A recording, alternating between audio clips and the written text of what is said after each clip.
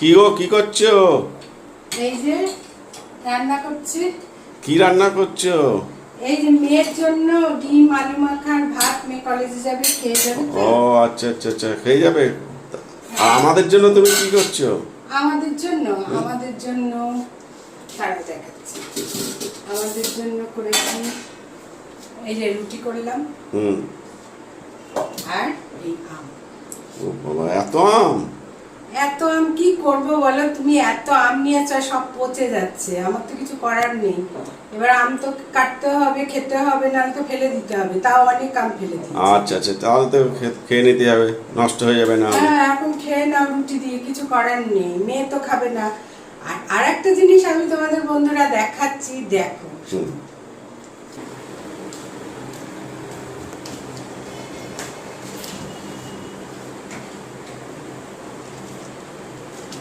এত আম, আমি যে কি করব তাই ভাবছি।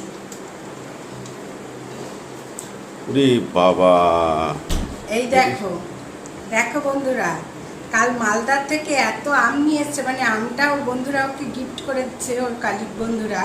আর সেই আম সব মানে ফেটে একাকার, নিচের আমগুলো।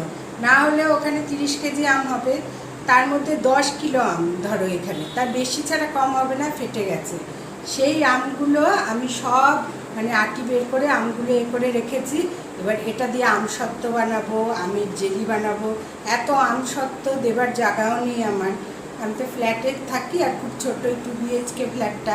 এখানে বারান্দাটাও ছোট, যে ওখানে ছড়িয়ে দেবো সেটার জায়গা নেই। তাই অল্প করে আমাকে আমসত্ত্ব বানাতে হবে, আর বাদ বাকিটা আমের জেলি বানিয়ে ফেলবো। কী করবো বলো?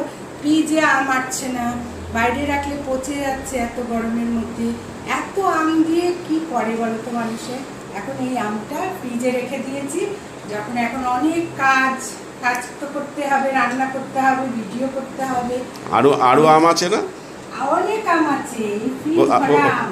কোথাও ওই আমগুলো? বাইরেও আম আছে।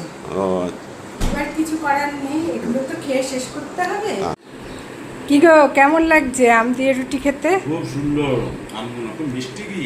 হ্যাঁ, মালদার আম তো। মালদার আম আর আমাদের কলকাতার আমের মধ্যে অনেক ফারাক। খেতে মজা, হেভি মজা। এত মিষ্টি, মানে আমাদের এখানে এত সুন্দর আম পাওয়া যায় না। হ্যাঁ, মালদার আম খুব ভালো। আর তুমি তো আম খাওয়ার মাস্টার, একদিনে তোমার 15টা। একদিনে 10টা 15টা খেয়ে নেবো। আম তো খেতে পারি, বাকি কিছু পারি চাই না পারি। হ্যাঁ, সেটাই তো দেখছি। ভাত দিলে তো খাও না, আম দিলে তো 4-5টা রুটি খেয়ে নেবা তুমি। সিজনের ফল তো, সিজনে খাওয়াটাই ভালো। যত খাওয়া কোনো ক্ষতি নেই। হ্যাঁ, সে তো অবশ্যই। ঠিক আছে, আম খাওয়া সিজনে খেলে ক্ষতি হয়। এখন সিজনের ফল সিজনে খাওয়া, প্রত্যেকটা ফল খাওয়া উচিত সিজনে। ঠিক আছে। হ্যাঁ হ্যাঁ, তুমি খাও, মন ভরে প্রাণ ভরে আম খাও। খুব সুন্দর। তাই যাই হোক, আজ ভিডিওটা তাহলে এখানেই শেষ করছি। ঠিক আছে।